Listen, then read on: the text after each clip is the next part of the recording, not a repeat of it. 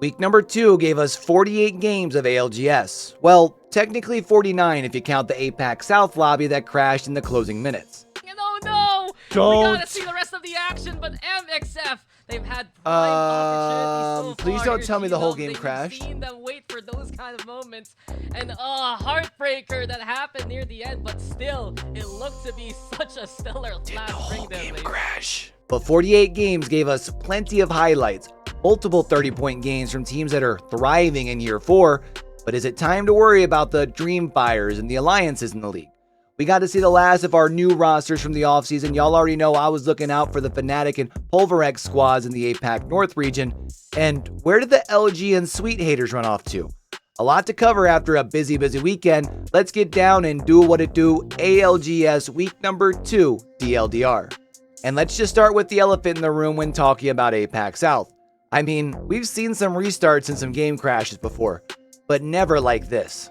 Oh no! Don't. We gotta see the rest of the action, but MXF, they've had prime opportunities so please far don't here, tell me the whole G-Dubs. game crashed. They've seen such a stellar last ring there, baby. Crash?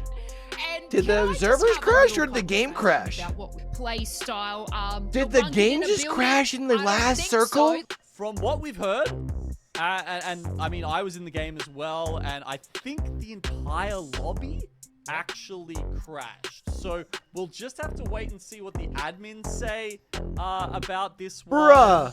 That's a real shame because that was one cracker of a game there. I mean, IBG. The whole they game don't- crashed? You know, if we have to start the whole game again, because I honestly have Oh, no idea what brother. we're doing in this situation. I mean, we're talking like 10 people left in the game. 3 full squads and a sole survivor for IBG who was sitting on double-digit KP in their own right.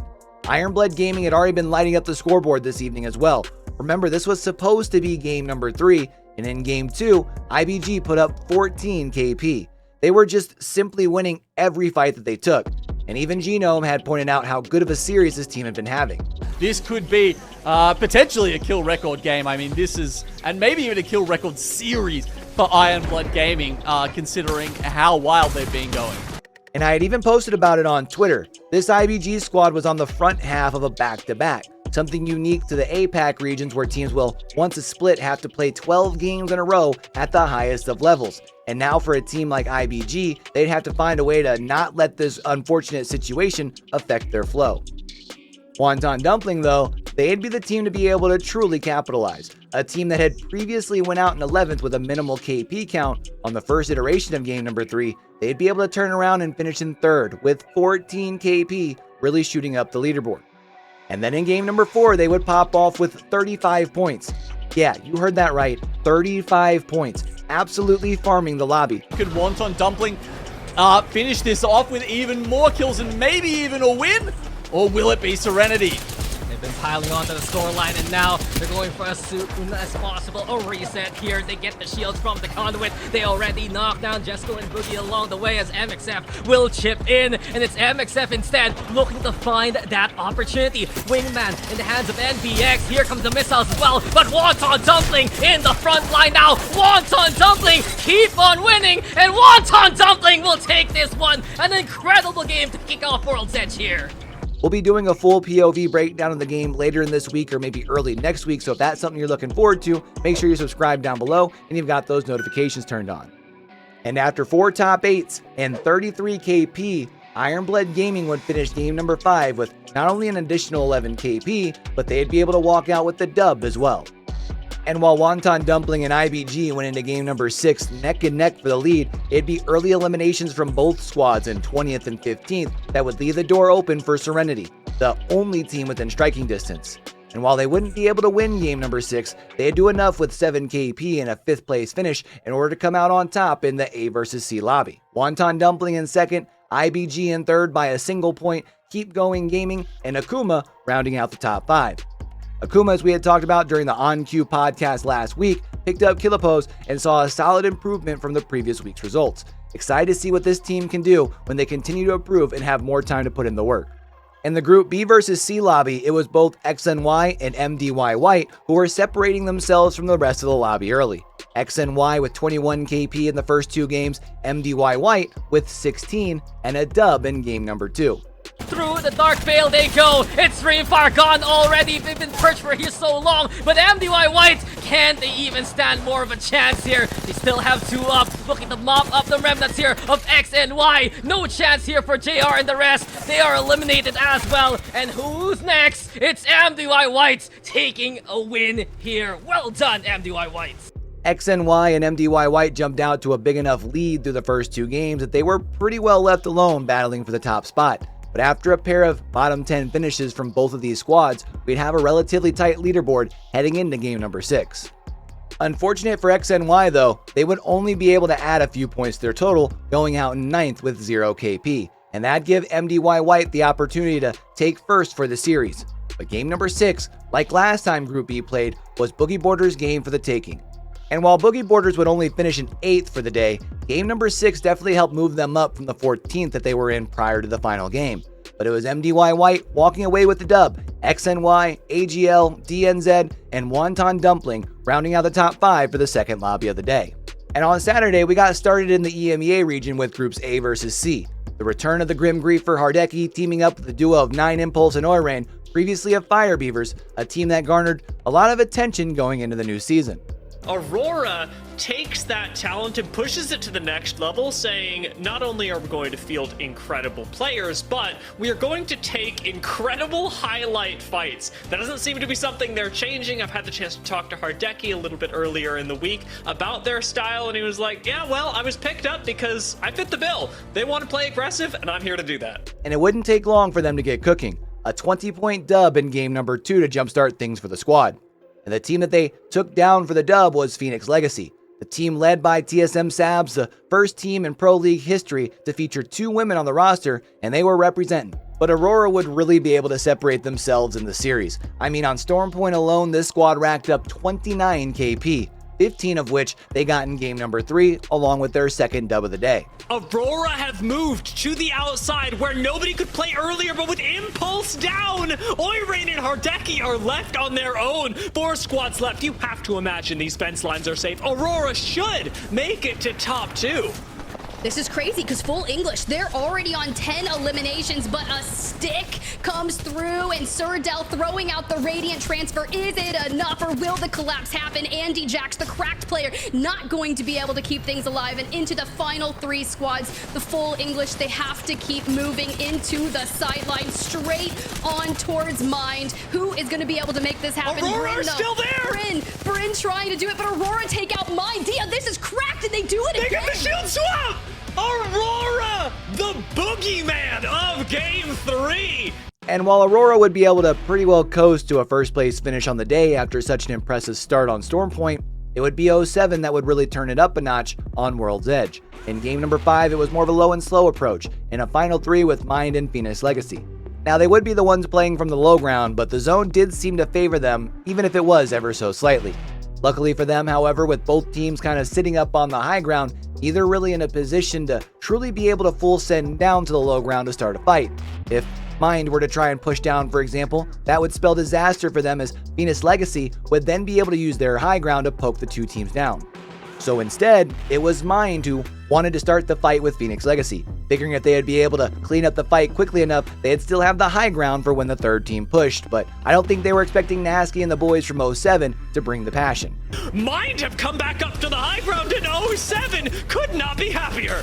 This forces out that EMP well and earlier than Phoenix Legacy were expecting. They lose out on the fences and are forced to quickly return with the Epi. A massive double PK to find a quick wipe Huge on fence. Mind. 07 leaps up, but he doesn't know how weak they truly are.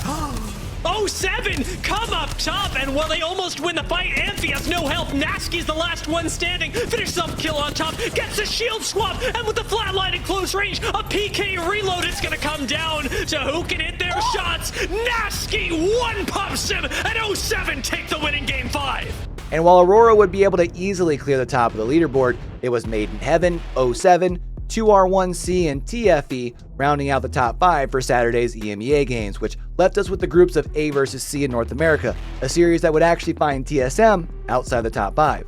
And don't let that sound like a jab at TSM either. They won game number 3 and followed it up with back-to-back top 4s. That's just how stacked this lobby was. We saw both Moist and DSG getting wins with 12 and 13 KP respectively, but the story of the day came from one of the more recent roster signings. That's LG.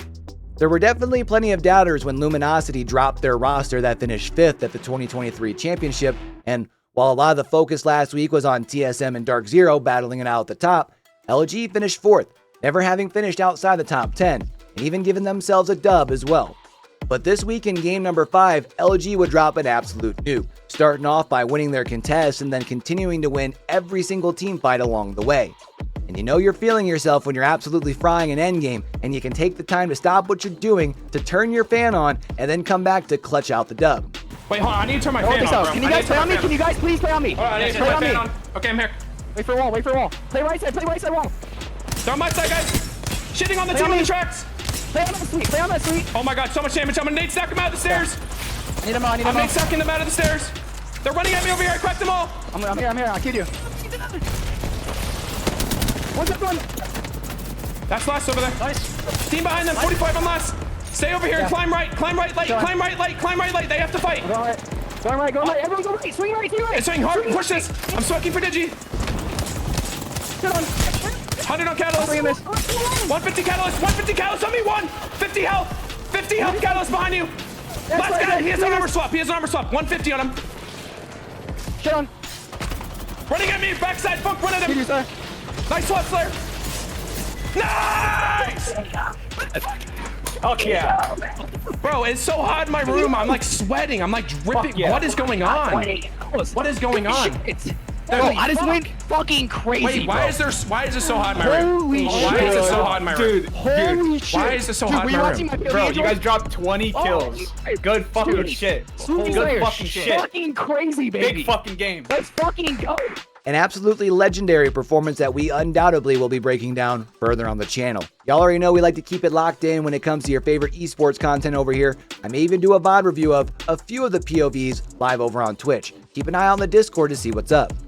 But that'd give us Luminosity Gaming taking the top spot, followed by Moist getting a smooth second in their first series in North America, then Furia, Drop In Gaming, and DSG rounding out the top 5 thanks to a big dub in game number 6. Now going into our APAC North doubleheader, I know that I personally had a few questions. Would Reject be able to duplicate their success from week 1? What about Riddle Order? And what do the new rosters of Pulverex and Fnatic look like here to start off the season? And Fnatic seem to be cooking early. A second place finish in game number 1, their first ALGS game with this new roster of Wk2, Satuki, and YoBoyCue, followed up by a 14 KP dub in game number 2. I'll say because Solel is going to have to drop down on the Fnatic. What a play to get up on top, Fnatic. Brother. Oh! Got into the high ground, Solel Gaming. You thought you Wow. had control, but it was Fnatic this entire That's insane. time. Oh my word, Holy Fnatic smokes. steal it from Solel's nose. Damn. And just like that, the superior That's fighting insane. force of Fnatic. What an got ending the for win Fnatic. in number 2. Damn. And while Fnatic wouldn't take home another dub on World's Edge, they wouldn't finish outside the top 6 either. And they had compiled together an impressive 21 KP throughout the final 3 games. And that pretty well allowed Fnatic to cruise to an easy dub to open up their year 4 in ALGS, followed up by Riddle Order, who were able to bring it back in game number 6, TechWing, Bose, and Solel Gaming to round out the top 5 of our first lobby. And then after a brief break, APAC North would be back at it again, this time with groups B versus C, and Fennel would be the ones coming in hot, which is exactly what they needed after week number 1, where we saw them finish in the bottom 5. Able to bounce back, not only winning game number 1, but then following it up by going back-to-back to get things going in our second group. Fnatic was able to put up some big points in the first 2 games as well, being able to collect 18 of them things solely from KP, and while they did struggle to finish inside the top 5 in the first 4 games, they'd be able to walk away with a dub in game number 5, which pretty well solidified them in that second place finish. Honestly, Ty was able to keep that pretty clean. Ty instead deciding to play Hold on. underground. Wk2, oh no, gonna be on 1 HP, but Iron instead gets baited in. Oh, Fnatic. No, What a fight yeah, coming in Fnatic from just get them. the Bit of bait pull action back. going on. And, Wk2 yeah, it's a already pretty got the easy bat win for off, but them. Meaning they would be able to walk away from their back-to-back with a whopping 46 post-match placement points. That's going to be huge when we talk about it later in the season. But the story of the second session in APAC North was Optic Gaming, another team that had a real lackluster start to their season last week, finishing in 19th, but on World's Edge, they would get things started off with a 29-point win. And they would be able to rack up a total of 38 KP in the final 3 games. Picking up a dub on the day, Fnatic in second, Fennel in third, Crazy Raccoon and Pulverex to round out your top 5 as well. And look, I know this has been a longer video, y'all. I truly appreciate y'all vibing with your boy. 48 games with a lot of Apex to be breaking down, so let's go ahead and get right into our EMEA Sunday games. In games 1 and 2, it was UAIM, the Ukrainian squad of Sanya, Max Strafey, and Artico popping all the way off. A 10 KP dub to start things off in game number 1, and then picking up 13 KP with an additional dub the very next game. Things I never want to see in in-game. Oh my goodness, an energy barricade as I'm crawling forward with no space. Vamo Carrera, they've had all the space all game long, but can they do the damage when the moment counts? It's clutch time, and UAM sinks it from deep. They take the win yet again against Vamo Carrera.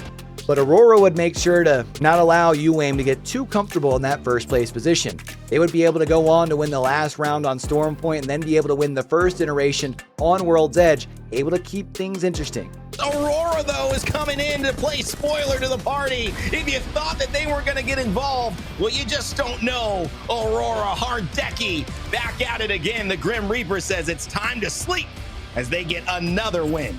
And then going into game number 6, it was looking like Alliance was at risk of having a second underwhelming performance, but then they would be able to walk away with a dub, as well as 21 points, which would propel them up into 6th. Want to claim the crown, but Alliance need to keep it in their hands. The kings of EMEA from last split may still retake it. Impulse and Oirain down. It's just Hardecki, and Hardecki can't do it alone. Alliance do reclaim the crown, and just at the end of the first round robin. Unfortunately, Aurora didn't get enough KP in their second place finish in game number 6 in order to overtake UAIM on the day, meaning our top 5 would be UAIM, Aurora, the Cité de France, Orglis in Hungary, and LVH.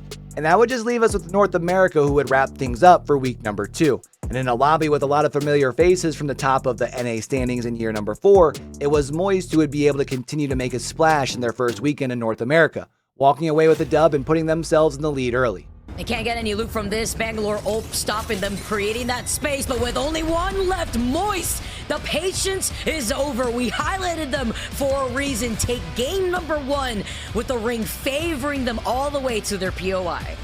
But it was Furia who would be able to pop off with 17 KP in game number 2. The His Watson Keon duo, led by Madness, seems to be really catching their stride, and I think with even more time, this will be for sure a team to watch out for. Okay, if we end up queuing, we're gonna go up and go left. Okay. There's silos I think we can land on, boys. I think there's silos. I think it's out. I think it's out, Key. I think it's out. Drop behind us, dead. Okay, that's interesting. All right, well. Should we go? Dropping! Kill! Kill the solo! I got him. I'm running in the back of two things. No. In the cover queue. Catalyst back. No, Conway slow. Can't play life. Winnable. Winnable! Last one. Nice! Yes, Keon! Oh my god! Dude, you're so good! Oh my god, Keon! Yes, Oh my god, Keon, you're fucking goated! But the story of the evening would be PLP. Frex, Phony, and Zainu, a team that garnered a decent amount of attention this offseason. Not only did they win games 3 and 5, but Monday morning we would get word that Spacestation Gaming would be entering back into Apex, and it would only seem fitting that SSG to reunite with Frex for year number 4. Of course, that is still just speculation. We really don't know any of the news just quite yet. Would be interested to know what you guys think that announcement is going to look like down in the comments below. But once everything was all said and done, it was PLP up on top, followed by Complexity, Dark Zero, Furia, and Sentinels. And I do think it is also worth noting that Elevate would finish in 8th, a PLQ team that would actually be sitting in 6th place 1/3 of the way through the season. I'll be interested to see how much they can keep that momentum going through the rest of the year. And we do still have 2 more weeks of ALGS before we get a new season, which will give us a little bit of a break in the action. So I kind of want to know, as far as for you, is there a single team that stands out that has kind of underperformed this season that you feel like is going to be able to turn things around? Let me know down those comments below. Remember that those comments, as well as those likes, are the 2 things that really help your boy out when it comes to that YouTube algorithm and getting my content in front of more people. If you're wanting to make sure you're staying up to date with every region, every week with videos just like this one here, make sure you're subscribed down below and you've got those notifications turned on. Until we catch y'all back over here for the next one, man. Don't forget, with everything crazy going on in the world today, be true, be you, be sincere, game hard and love hard. All right, y'all? It's your boy Q, signing out.